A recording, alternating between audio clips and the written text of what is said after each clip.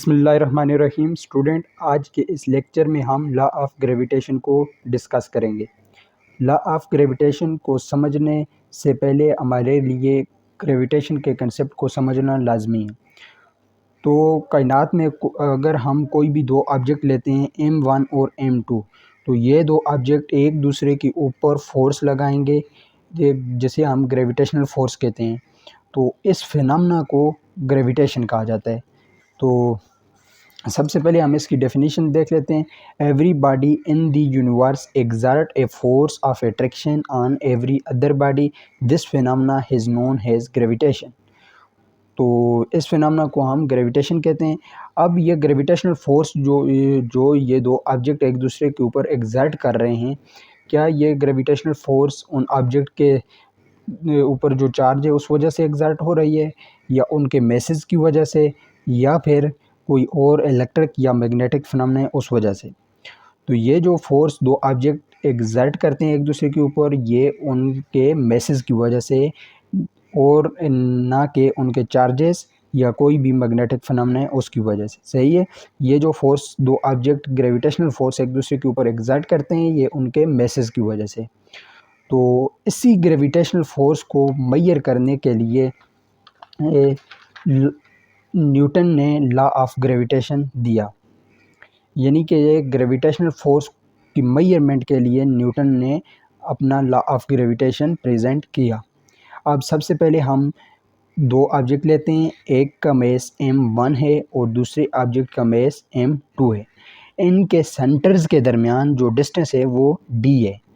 तो sir Isaac Newton ने क्या कहा कि ये जो फोर्स होगी, इसकी नेचर किस तरह होगी और ये कितनी स्ट्रांग होगी, या किस तरह ये मास के साथ इसका क्या रिलेशन है, और इनके दरमियान जो डिस्टेंस है इसके साथ इसका क्या रिलेशन है, वो उन्होंने अपनी स्टेटमेंट में दिया। और अब हम इस स्टेटमेंट को देखते हैं। Everybody in the universe attract every other body. Universe में कोई भी दो ऑब्जेक्ट्स हैं, हर बॉडी दूसरी बॉडी को अट्रैक्ट करेगी विद ए फोर्स, एक फोर्स के साथ, जिसको हम क्या कहते हैं, ग्रेविटेशनल फोर्स। अब ये जो ग्रेविटेशनल फोर्स है, इसकी मैग्नीट्यूड जो है वो directly proportional to the product of their masses and inversely proportional to square of distance between their centres. अब इसकी जो मैग्नीट्यूड है वो डायरेक्ट प्रोपोर्शनल है product of masses and inverse proportional है square of distance between them their centre. तो अब direct और इनवर्स प्रोपोर्शन का कंसेप्ट भी इधर आ गया है। तो मज़ीद इसकी डेरिवेशन करने से पहले हमें डायरेक्ट प्रोपोर्शनल और इनवर्स प्रोपोर्शनल के कंसेप्ट को समझना ज़रूरी है। इन डायरेक्ट प्रोपोर्शनल में अगर हम एक क्वांटिटी को इंक्रीज़ करते हैं तो दूसरी क्वांटिटी भी इंक्रीज़ करनी चाहिए, और अगर एक क्वांटिटी को हम डिक्रीज़ करते हैं तो दूसरी भी डिक्रीज़ होनी चाहिए। जिस तरह हमारे पास न्यूटन लॉ ऑफ ग्रेविटेशन में फर्स्ट क्वांटिटी है message, product of message. Second quantity हम ले लेते हैं जी फोर्स, ग्रेविटेशनल फोर्स। तो अगर हम प्रोडक्ट ऑफ मैसेज को इंक्रीज़ करते हैं तो ग्रेविटेशनल फोर्स भी इंक्रीज़ हो जाएगी, और अगर हम प्रोडक्ट ऑफ मैसेज को डिक्रीज़ कर देते हैं तो ग्रेविटेशनल फोर्स भी डिक्रीज़ हो जाएगी। तो अब इसको डेफिनेशंस वगैरह जो हैं डायरेक्ट प्रोपोर्शन और इनवर्स की, वो देख लेते हैं। In direct proportion, if we increase one quantity then other quantity also increases and vice versa. सही है। अब देखें जी, अगर मैं प्रोडक्ट ऑफ मैसेज को इंक्रीज़ कर रहा हूँ, ग्रेविटेशनल फोर्स भी इंक्रीज़ हो रही है। अगर मैं प्रोडक्ट ऑफ मैसेज को डिक्रीज़ कर रहा हूँ तो ग्रेविटेशनल फोर्स भी डिक्रीज़ हो जाएगी। और इनवर्स प्रोपोर्शन में क्या होता है, एक क्वांटिटी को डिक्रीज़ करने से दूसरी क्वांटिटी इंक्रीज़ हो जाती है, और एक को इंक्रीज़ करने से दूसरी डिक्रीज़ हो जाती है। In inverse proportion, if we increase one quantity then other quantity decreases and vice versa. अब देखें, अगर मैं distance between centre of two masses को इंक्रीज़ कर देता हूँ तो ग्रेविटेशनल फोर्स क्या हो जाएगी, डिक्रीज़। अभी इसकी एग्जैक्ट जो वैल्यू है वो 1/r², मतलब r² के टर्म से ये क्या हो जाएगी, डिक्रीज़ हो जाएगी ग्रेविटेशनल फोर्स। और अगर मैं distance between centre of two masses को डिक्रीज़ कर रहा हूँ तो ग्रेविटेशनल फोर्स क्या हो जाएगी, इंक्रीज़। तो ये डायरेक्ट और इनवर्स प्रोपोर्शन का कंसेप्ट था। तो इसके बाद हम इसकी स्टेटमेंट्स और डेरिवेशंस को देखते हैं। स्टूडेंट्स, हम दो मैसेज M1 और M2 को कंसिडर कर रहे हैं। इनके दरमियान जो डिस्टेंस है D। तो स्टेटमेंट्स की मदद से हम इसके मैथमेटिकल रिलेशन अब फाइंड करते हैं। न्यूटन जो ने फाइंड की ग्रेविटेशनल फोर्स, वो डायरेक्टली प्रोपोर्शनल है प्रोडक्ट ऑफ मैसेज। तो हमने इसको मैथमेटिकल फॉर्म में लिख लिया और इसको इक्वेशन नंबर 1 दे दी। अब gravitational force is inversely proportional to distance between centre of two masses. तो ये हमने कर दिया inversely proportional to square of distance between their masses. इसको इक्वेशन नंबर 2 का नाम दे दिया मैथमेटिकल। अब इन दो इक्वेशन को हम कंबाइन करते हैं। तो इनके कंबाइनिंग करने से हमारे पास क्या बनेगा, M1 F is proportional to M1 M2 product of M1 M2 divided by D square. इसको इक्वेशन नंबर 3 का नाम दे देते हैं जी, इक्वेशन 3।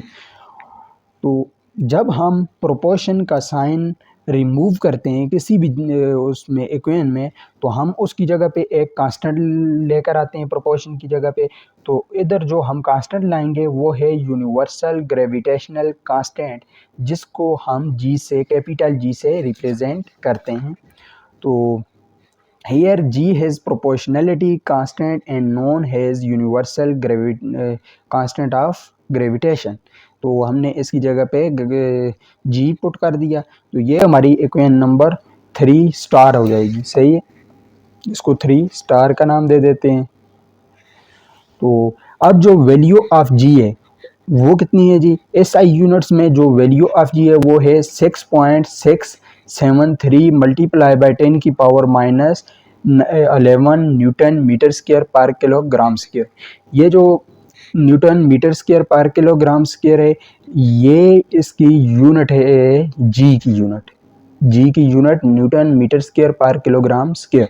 इसको हम इक्वेशन नंबर 3 स्टार से फाइंड कर सकते हैं। अब देखें जी, ये इक्वेशन नंबर 3 स्टार है, इसको मैंने इस फॉर्म में लिख लिया।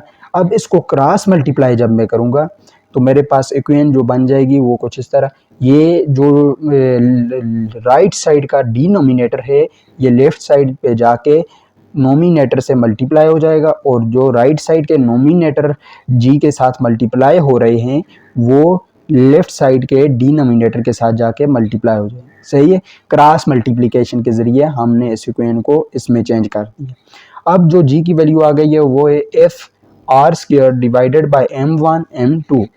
यानी कि अगर आपको FR स्क्वायर और प्रोडक्ट ऑफ मैसेज गिवन हो तो आप G की वैल्यू फाइंड कर सकते हैं।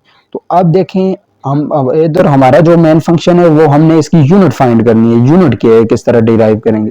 तो हमें पता है कि F की इधर यूनिट जो है, फोर्स की यूनिट हमारे पास SI सिस्टम में क्या है, न्यूटन।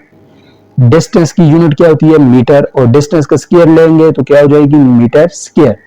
और मैस की यूनिट किलोग्राम होती है। और अब हमारे पास दो मैसेज हैं, उनका प्रोडक्ट है, तो kilogram multiply by kilogram, kilogram square आ जाएगा। तो इसको हम मजीद ये जो जितनी वैल्यूज हैं SI यूनिट्स की हमने इक्वेशन नंबर इसमें पुट कर लिए G वाली में। तो हमारे पास आ गई न्यूटन मीटर स्क्वायर पर kilogram square is equal to G। तो यही हमारे पास इसकी वैल्यू है। तो अगर हम